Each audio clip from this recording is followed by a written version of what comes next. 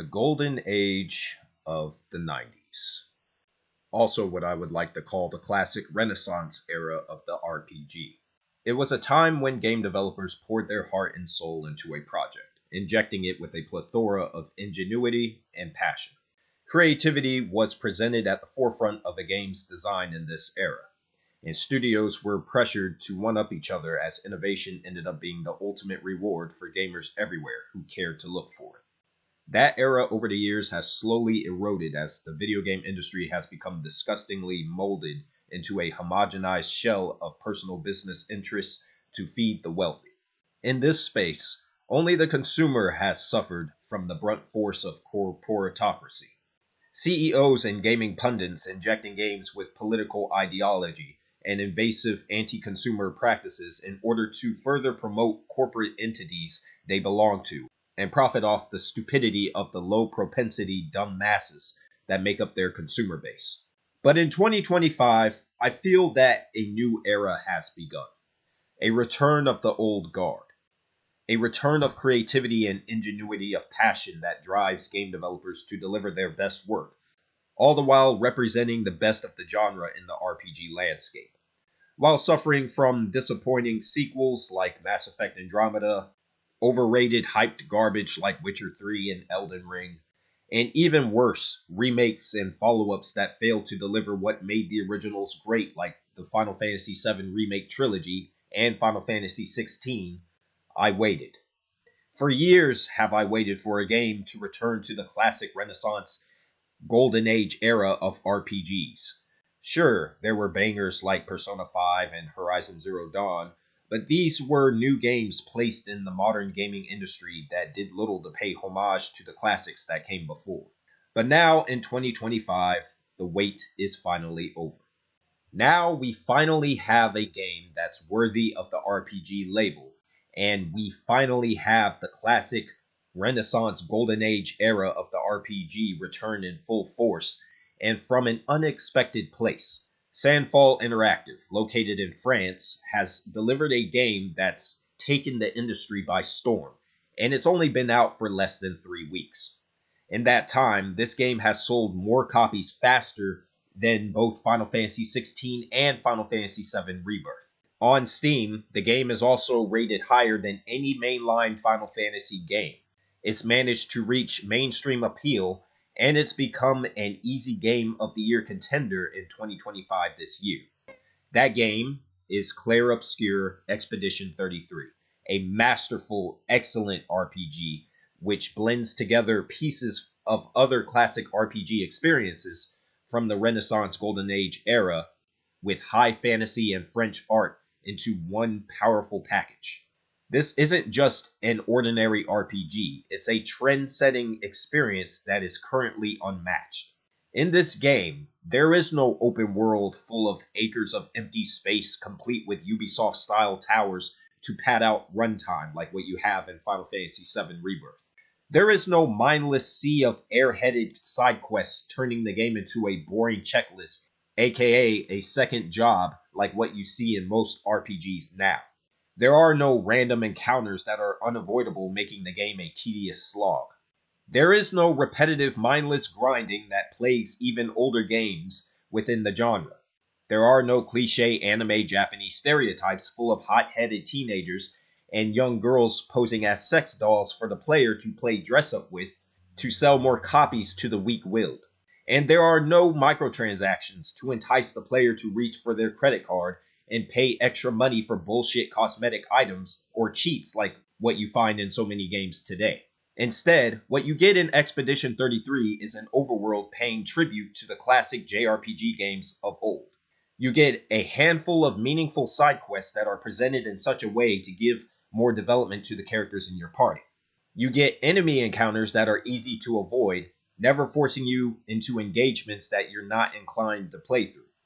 You get a progression system that's well-paced and respects the player's time, complete with an attribute system that emphasizes player choice and how they want to build up the strengths of their crew.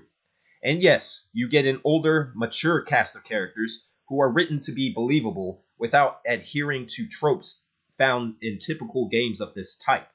Even the youngest member of the team, Mael, and the only teenage character in the game is given narrative weight that goes far beyond what you typically get with characters within this age group.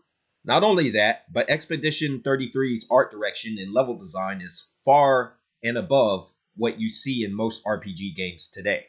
The levels are linear, carefully crafted, and actually feel like a game, instead of a National Geographic simulator. Each stage has a theme and expertly guides the player along the path without sacrificing the deeper meaning of each area you visit. From the time you depart in Lumiere at the start of the experience all the way to the monolith of the Paintress and back, the game remains energetic and artistically varied. Then there's the combat system.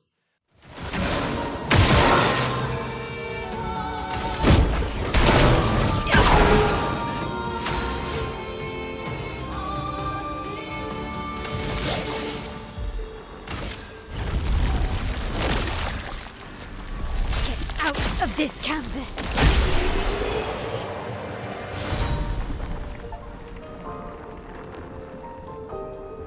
Finally, we have a turn-based game that hits different from the standard, taking inspiration from games like Final Fantasy X and Persona 5, but inserting real-time elements with QTEs and real-time parry and dodge mechanics, the former of which rewards the player with powerful counterattacks, makes it so no challenge in the game, no matter how difficult, can be overcome with patience and attention to fine detail in the actions of your enemies.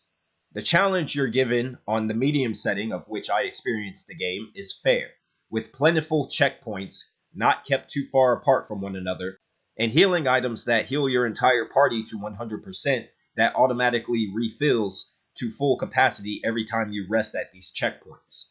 The parry window may be too small for some, but they're implemented as intended with sound cues to alert the player when they should initiate a button press, and every enemy in the game, including the bosses, only have upwards of 3 to 5 attack animations. The mini-bosses may be overpowered at times, with a single attack being able to wipe out a party member at full health, but once you master the parry system, learn the enemy's movements, and set your strategy accordingly, you can overcome any challenge and end entire boss encounters within a matter of minutes.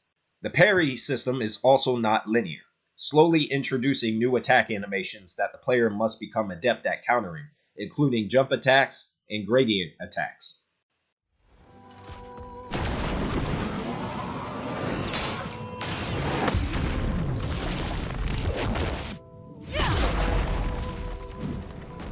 Each character can be equipped with up to 6 skills along with 3 different pictos, equipment that provides status buffs that change the dynamics of the combat system in diverse ways. What's more, these pictos can be learned so the player can simply assign them to the characters without actually needing to equip them.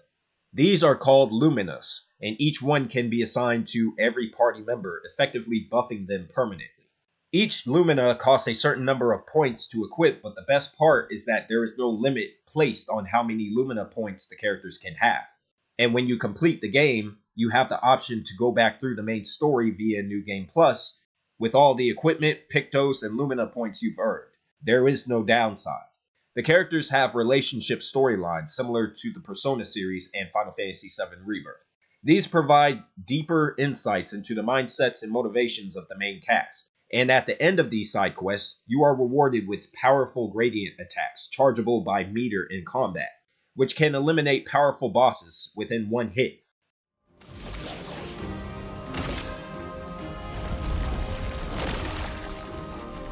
Get out of this canvas! Or simply turn the tide of a losing battle.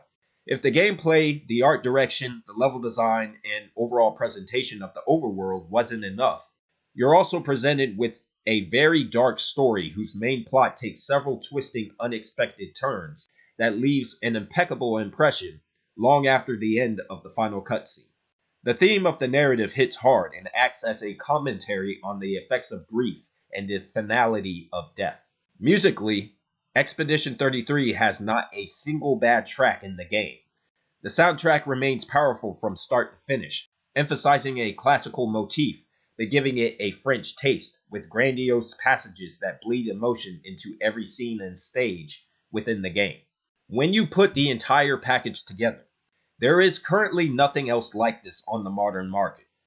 It's simply a highly unique blend of multiple inspirations that delivers something truly special. Anyone who considers themselves a serious fan of RPGs, or gaming in general, should give Clair Obscur Expedition 33 a spin regardless.